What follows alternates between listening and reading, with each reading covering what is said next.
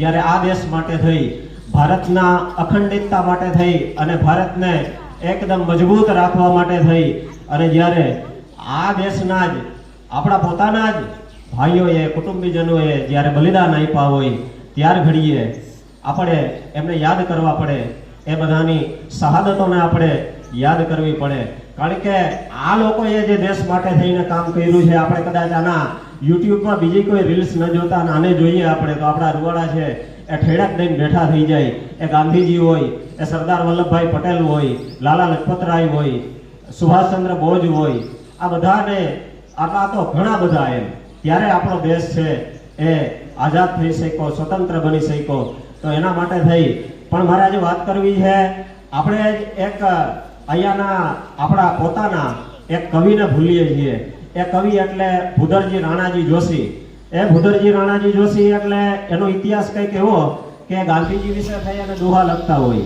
ગાંધીજી વિશે દુહા લખતા હોય એટલે એમને ત્યારે રાજવી બોલાવે કે તમે અહીંયા રાણા કંડોણામાં રહ્યો છો?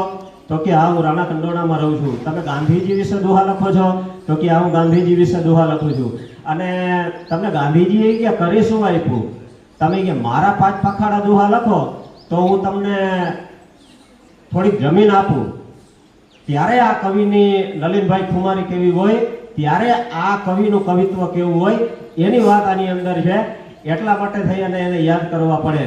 તો એ કવિએ કીધું તો એ કે જમીન માટે થઈને દુહા લખ્યા ગણાઈને અને પછી એને અહીંયાથી દેશ વાટો આપવામાં આવે અને આફ્રિકા વયો જાય અને ગાંધીજી માટે થઈ અને દુહા લખ્યા રાખે. એમાંથી મને ગમતા 1-2 દુહા છે એ આપણને ગમશે, આ બધાને ગમશે એવી શ્રદ્ધા સાથે કે વણ ભાલા, વણ બરછી, વણ બંદૂક, વણ તોપ, તારો કટાક કાળો કોપ, આ તો વણ હથિયારે વણિયા. ગાંધીજી પાસે સત્ય, અહિંસા, ચોરી ન કરવી એ હથિયાર હતા. એની પાસે કોઈ ઓલા શસ્ત્રો નતા, પણ રેટીઓ તાયકા રાખે અને દેશની ચિંતા કર્યા રાખે. એ ગાંધીને યાદ કરવો પડે. અગરબત્તી છે ને એ ઓરડામાં એમને પડી હોય ને ત્યારે બહુ ઓછી જગ્યા રોકે, પણ એને પ્રજ્વલિત કરી દેવામાં આવે ને ત્યારે આખો ઓરડો રોકી લે. પોરબંદરનો એક વાણિયો ચપટી મીઠું લઈને નીકળે અને આખા જગતમાં પોતાની સુવાસ ફેલાવી દે. એના માટે થઈને તાલી તો બનતી છે બોસ. અને પછી આગળ લખે છે કે ચરખે સુદર્શન રમે ને રેટીઓ રણકારા કરે. ગાંધીજીના ચરખે સુદર્શન રમે ને રેટીઓ રણકારા કરે, પણ આમ ગરવી ગીતા જરે, આ તો કિશન દેવની કબાઉત. કબાઉત છે એ ભૂદરજી રાણાજી જોશીનું છે, તખલ્લુસ હોય છે. અને પછી એ બધાય દુહાઓ લખ્યા રાખે.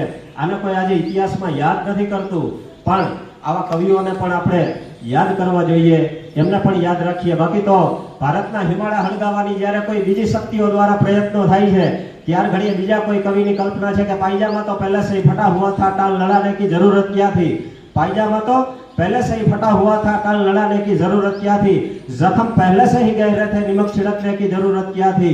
जख्म पहले से ही गहरे थे, नमक छिड़कने की जरूरत क्या थी. अरे अमन के लुटेरो, ये देश तो पहले से ही जल रहा था, काश्मीर जलाने की जरूरत क्या थी. तो આપણે ભાવને યાદ કરીએ, પ્રેમને યાદ કરીએ, લાગણીઓને યાદ કરીએ.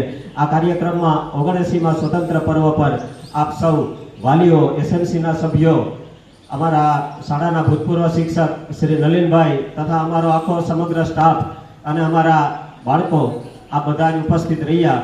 આપ સૌનો આભાર માનું છું, ધન્યવાદ પ્રગટ કરું છું. સૌને ધન્યવાદ. અમદાવાદ.